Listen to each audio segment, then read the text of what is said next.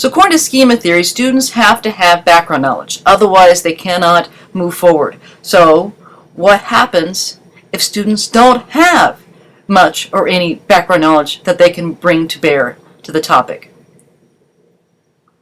Essentially, they're stuck. So that's going to bring us to our next theory, that of dual coding theory. The idea that imagery and concrete language have powerful impacts and influences on our ability to comprehend and understand text. And it also provides a way out, so that if students don't have background knowledge, but they can then visualize through the use of pictures and through the use of concrete language, images and ideas in their heads, which is what we know good readers do, visualize ideas, visualize pictures in their minds, then all of a sudden we can help students comprehend more effectively by bringing and using more pictures, especially at the secondary level, which frequently doesn't happen.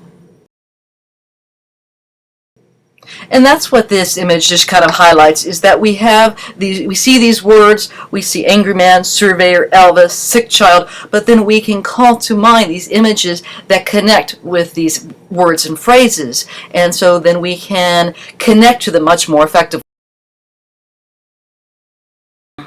So with that, we need to think about dual coding theory, dual being two, coding. In this case, coding is a specific psychological phrase that talks about the way the external stimuli is captured in our brains in internal forms, the pictures that was presented in the last slide. And that there are two separate coding systems. One is verbal or linguistic. So we're able to process through our brains external stimuli, anything that we understand to be language, as I'm talking right now. We also are able to process anything that is non-language. So sounds of a projector or of a heater, the feel of your feet, shoes on your feet, the images of grass, all of that which is not language. And these systems can work together, or they can work in isolation. And so we frequently are doing that all at the same time. I ask you to recall an especially powerful memory, one that is especially vivid and evocative. Was there a particular song that helps trigger that, or is there a smell that helps trigger that memory? Whatever that memory is, think about what makes it so evocative and whole. And a lot of it has to do with all the different emotions and language and non-language all embedded, encoded, to use the word of the psychologist, all encoded together, and so that they are all woven. And now it's very powerful. And dual coding theory helps to connect students' ideas with those images that they have in their minds, kind of like our memory does, especially ones that are this powerful. In regards to the basics of dual coding theory, there are two dual coding processors. And coding in this case talks about a psychological language for the ways the external stimuli is captured, processed, and interpreted in internal forms. This has nothing to do with decoding that we talk about in this reading instruction. And then there are two separate coding systems. One deals with language, verbal, linguistic, and the other deals with non-language, imagery, nonverbal. So anything, the feel of your socks and your feet and your shoes, the sound of a heater or projector, the vision of students walking by, all of those that deal with language, the eyes and ears and texture, all of those senses are able to process and recognize as non-language. But these systems can work together, or they can work in isolation. We're going to think about these encoding processes so that we have abstract language, which would reflect Michelangelo 1 more so. There are much more words. Humanism, realism, balance. And if you don't have a strong background in those words, then they just tend to be abstract. They're concepts. And so then they tend to be only processed by and large in the verbal processor. only as language. But however, when we start having more concrete language, as was exhibited in Michelangelo tomb, with the painted thunder and the fingers almost touching the white wavy beard, then all of a sudden we're able to create that picture in our minds. And as such, the concrete language then activates both verbal and nonverbal processors. And this creates a stronger encoding like the memories do. And it creates an additive processing tool and allows for greater recall.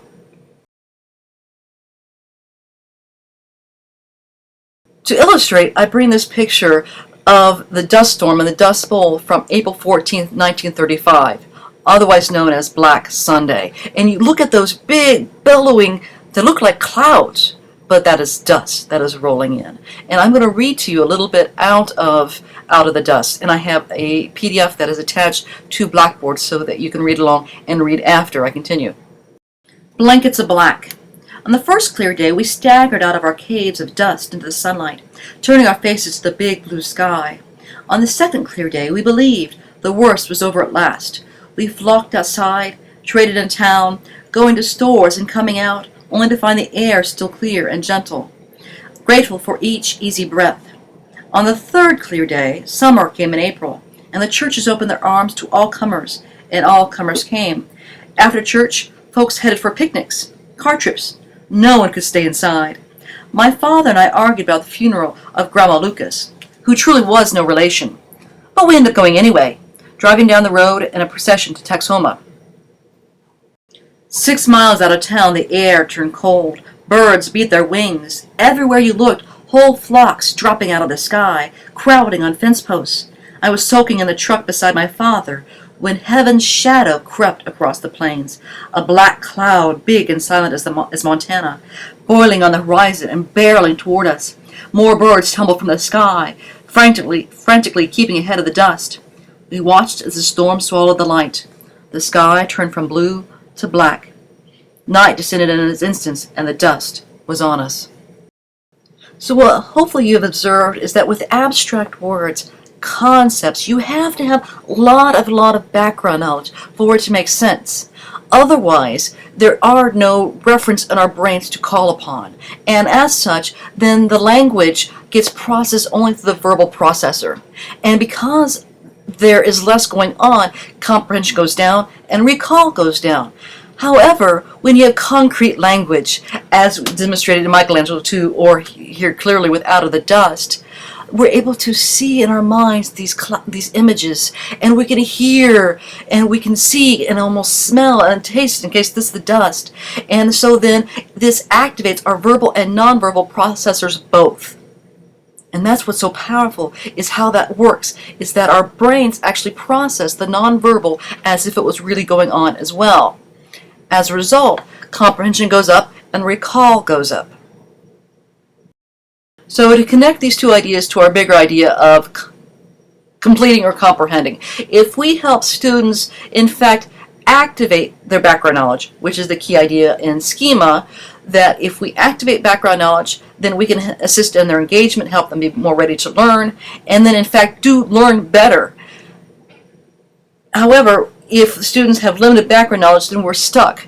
But that's where dual coding theory effectively comes into play, is that given the multiple processors, that if we activate both processors through concrete language, pictures, hands-on experience, realia, then we can build upon students' schema and then help them move from concrete reference and ideas to more abstract conceptualizations and generalizations, making inferences, which is what we want them to do. And so then we move students from just completing assignments to helping them comprehend assignments.